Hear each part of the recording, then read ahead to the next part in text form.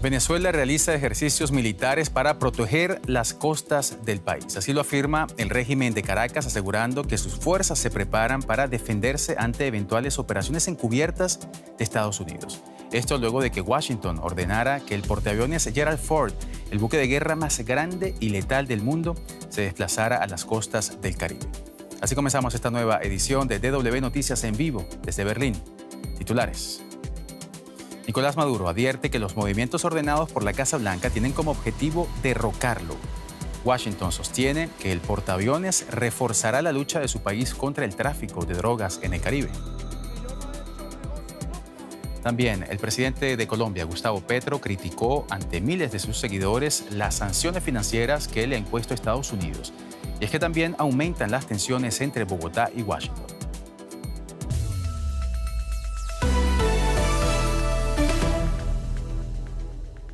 Soy Johan Ramírez. Bienvenidos al programa.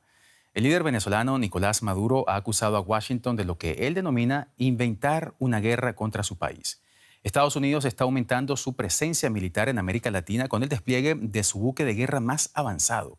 Este viernes el Pentágono afirmó además haber matado a otras 6 personas en un nuevo ataque contra un barco en aguas internacionales de la región, alegando que la embarcación transportaba drogas procedentes de Venezuela. Estas imágenes muestran supuestamente otro ataque estadounidense contra un barco sospechoso de traficar con drogas. Es al menos el 10º en las últimas semanas en el Caribe. Han muerto al menos 40 personas en estas operaciones, entre ellas el pescador Rishi Samaru, de Trinidad y Tobago. Su familia insiste en que había cambiado de vida tras una juventud problemática y que no era ningún delincuente. Quiero que se haga justicia. Nadie tiene derecho a quitarme a mi hijo así. Estados Unidos está intensificando aún más sus acciones. Desplegó en el Caribe su portaaviones más avanzado, el USS Gerald Ford, con unos 5.000 marineros y marines para apoyar las operaciones contra el tráfico de drogas. Washington acusa al presidente venezolano Nicolás Maduro de apoyar el narcotráfico y beneficiarse de él. Caracas rechaza esa narrativa que califica de nueva forma de agresión imperialista y de pretexto para desestabilizar al gobierno socialista. Y el pueblo de los Estados Unidos lo sabe. Se están inventando una nueva guerra eterna. Prometieron que más nunca se metían en una guerra. Y se están inventando una guerra que nosotros vamos a evitar. ¿Con qué? Con la movilización de los pueblos de América del Sur. Porque América del Sur y el Caribe todo dice no a la guerra, sí a la paz, sí a la prosperidad, sí a la armonía y a la convivencia. Trump dijo recientemente que se ha autorizado a la CIA a llevar a cabo operaciones encubiertas en Venezuela. Para muchos en América Latina, estas nuevas escaladas y el aumento de la presencia militar en el Caribe evocan intervenciones pasadas como las de Chile, Nicaragua o Panamá, donde Estados Unidos derrocó gobiernos en nombre de la seguridad y para cambiar el orden geopolítico. Y para analizar la dimensión militar de este movimiento de Washington, recibimos en el programa al señor Hugo Harvey. Él es doctor en estudios internacionales de la Universidad de las Américas y coronel retirado de las Fuerzas Armadas de Chile. Señor Harvey, bienvenido al programa. Durante semanas se habla de las crecientes tensiones entre Estados Unidos y Venezuela. En ese contexto, señor Harvey, ¿qué tan significativo es la movilización del mayor portaaviones estadounidenses al Caribe? ¿Es este el signo de que una confrontación directa entre ambos países es ahora una posibilidad real?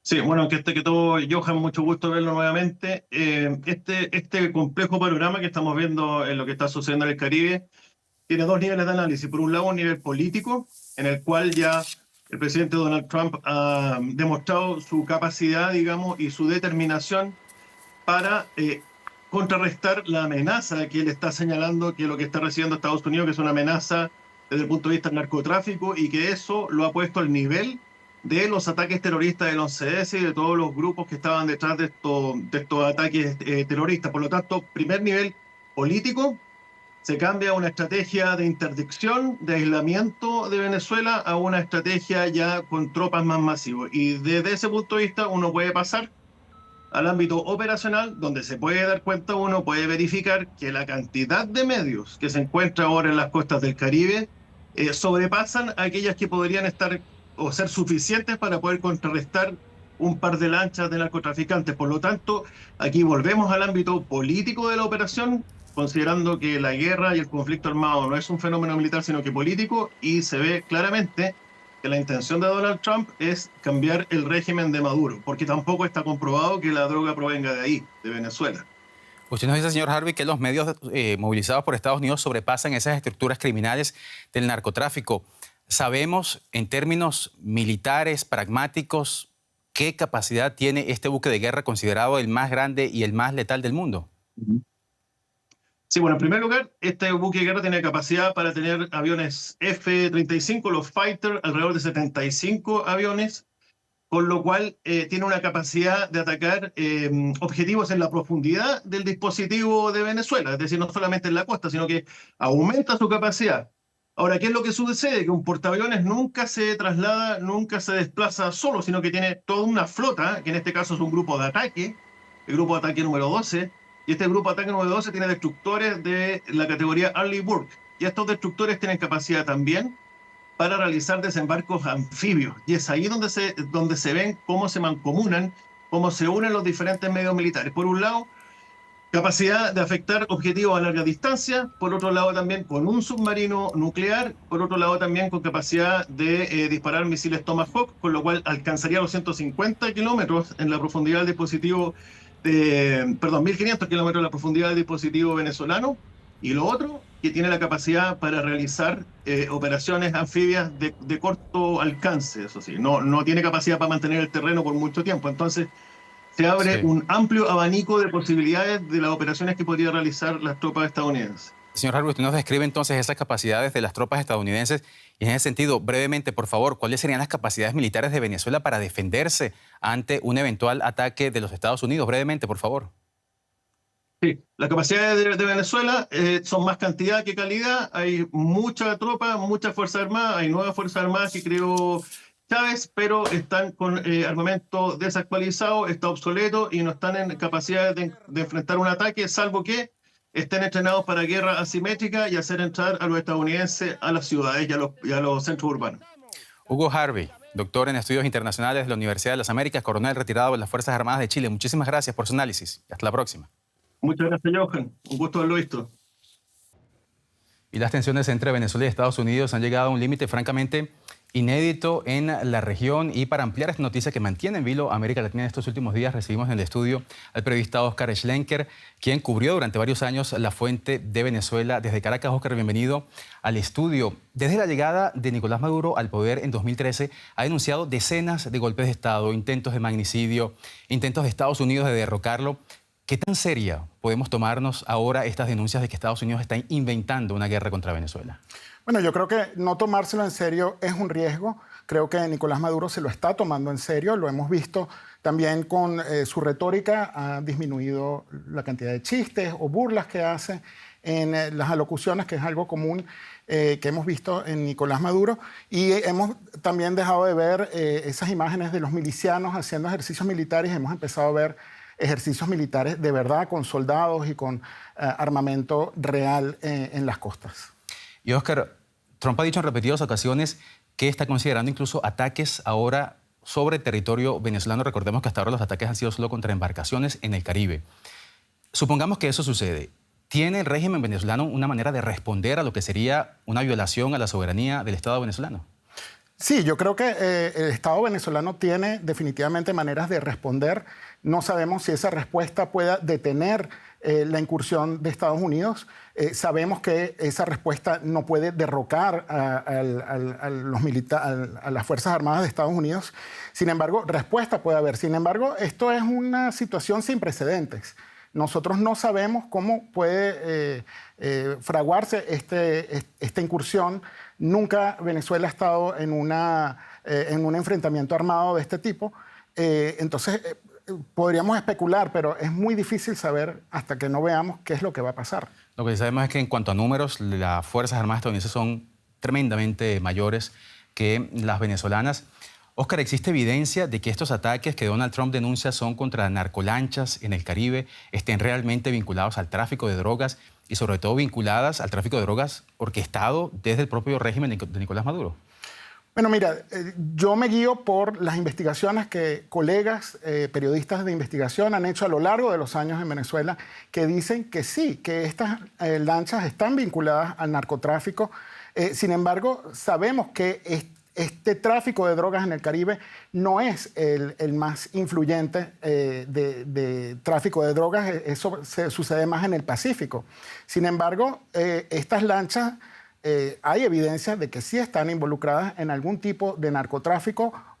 Vimos también que República Dominicana hizo un anuncio después de una de las embarcaciones fue derrocada, que sacaron evidencia. Hemos visto los videos también de cómo algunos tratan de sacar de las lanchas la mercancía. Y también tenemos los testimonios de personas que eran parte del gobierno de Nicolás Maduro, que están pagando condena en Estados Unidos, como Hugo Carvajal, que ha atestiguado que de hecho hay un vínculo entre el gobierno de Nicolás Maduro y el crimen organizado, no solo narcotráfico, también minería ilegal, corrupción, lavado de dinero, una cantidad de acusaciones que se están investigando. En cualquier caso, y es lo que muchos critican, Estados Unidos todavía no ha presentado pruebas reales, concretas, de que esas lanchas estén realmente vinculadas al narcotráfico. Para ir terminando, Oscar, brevemente, ¿cómo está reaccionando la oposición venezolana ante esta escalada de tensiones con Estados Unidos? Hay diferentes opiniones. Muchos tratan de evadir la pregunta diciendo que ya Venezuela está invadida por el crimen organizado, por Cuba, por influencias de Irán también.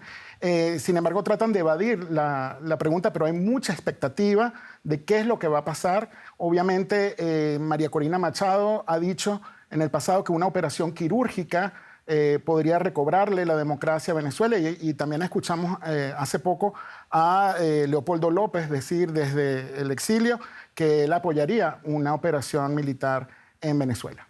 En cualquier caso, una situación, como decíamos antes, inédita, sin precedentes, las tensiones que alcanzan en las relaciones entre Estados Unidos y Venezuela. Oscar Schlenker, muchísimas gracias por tu participación. Gracias.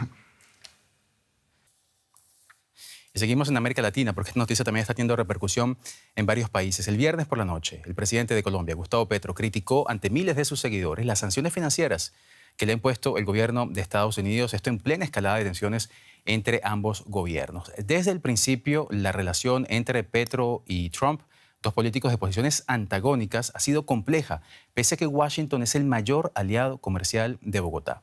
A inicios del segundo mandato de Trump, Petro criticó las deportaciones de connacionales en condiciones denigrantes, a lo que siguió la amenaza de Trump de imponer mayores aranceles, lo que finalmente no llegó a término. El gobierno de Estados Unidos ha decidido escoger como su aliado en Colombia a la mafia. Así respondía el presidente de Colombia, Gustavo Petro, a su inclusión, la de sus familiares y algunos miembros de su gabinete en la llamada lista Clinton. En la céntrica Plaza de Bolívar y ante una nutrida multitud, Petro criticó la decisión del Departamento del Tesoro de Estados Unidos de incluirlo en el listado, que congela las transacciones y cuentas bancarias de quienes están en él. En su discurso de más de una hora, acusó también a ciertos empresarios y políticos de otro signo de estar detrás de esta sanción. Aquí fueron grupos de empresarios de mentiras y de políticos que yo diría también son de mentiras, a buscar, no a responder, sino a motivar, a estimular que la extrema derecha norteamericana tomara sanciones sobre Colombia y sobre su presidente. Acompañado de todo su gabinete y vitoreado por sus seguidores, Petro utilizó el acto para responder a las sanciones norteamericanas y llamar a la unidad de la izquierda de cara a las elecciones presidenciales de 2026. Ello a solo 2 días de unas votaciones primarias para definir el candidato a las elecciones del 2026 del Pacto Histórico, partido del presidente Petro. En principio, la manifestación había sido convocada en favor de una asamblea constituyente. Todo esto sucede en medio de la creciente tensión de las últimas semanas con la Casa Blanca, tras la oleada de ataques norteamericanos a lanchas en las costas del Caribe y el Pacífico. Y cambiamos de tema. Argentina celebra este domingo unas elecciones legislativas que serán además una evaluación sobre la gestión económica del presidente Javier Milei en sus 2 primeros años de gobierno. A la vez ofrecen al gobernador de la provincia de Buenos Aires, Axel Kicillof, la oportunidad de consolidarse como líder de la oposición peronista. Milei cerró su campaña este jueves en la ciudad de Rosario. El presidente llega a la votación en medio de una crisis financiera que persiste a pesar de la ayuda de Estados Unidos. El oficialismo busca votos, sobre todo en provincias como Santa Fe, para compensar la aplastante derrota que obtuvo en Buenos Aires el pasado 7 de septiembre. Esta elección tiene además repercusiones internacionales. Donald Trump ha respaldado públicamente a Milei, un gesto que ha polarizado aún más a los votantes. El presidente de Estados Unidos, Donald Trump, anunció el sábado aranceles adicionales del 10% a las importaciones de Canadá, en represalia por lo que calificó un acto hostil canadiense. El mandatario se refería así a la difusión durante un partido de béisbol de un anuncio televisivo con extractos de un discurso del expresidente Ronald Reagan en el que criticaba la imposición de aranceles por parte de Estados Unidos. La economía de Canadá se ha visto muy afectada por los aranceles de Washington. El primer ministro Mark Carney ha intentado negociar con la Casa Blanca para reducirlos. Más de 3/4 partes de las exportaciones canadienses van a Estados Unidos. Y la tormenta tropical Melissa alcanzó este sábado la categoría de huracán. Esto según advierte el Centro Nacional de Huracanes de Estados Unidos. El ciclón tropical amenaza con catastróficas inundaciones en el norte del Caribe, con vientos de al menos 119 kilómetros por hora. En República Dominicana ya se registran fuertes lluvias y deslizamientos. Se espera que Melissa sufra una rápida intensificación hasta convertirse en huracán fuerte durante el transcurso del día. En Kingston, Jamaica, ya se preparan para la tempestad. En otros temas, en Taipei se ha celebrado la 23ª Marcha del Orgullo. Los organizadores afirman que unas 150.000 personas se unieron a las festividades, convirtiéndola en una de las celebraciones del orgullo más grandes de Asia. Muchos participantes expresaron su preocupación por el aumento de tendencias opuestas a la diversidad sexual en distintas partes del mundo. Aguantan la lluvia para elevar los arcoíris. Bajo un cielo plomizo, cerca de 150.000 personas marcharon por Taipei en el mayor desfile del orgullo del este asiático. Los participantes dicen que vinieron con un mensaje de amor, diversidad e inclusión.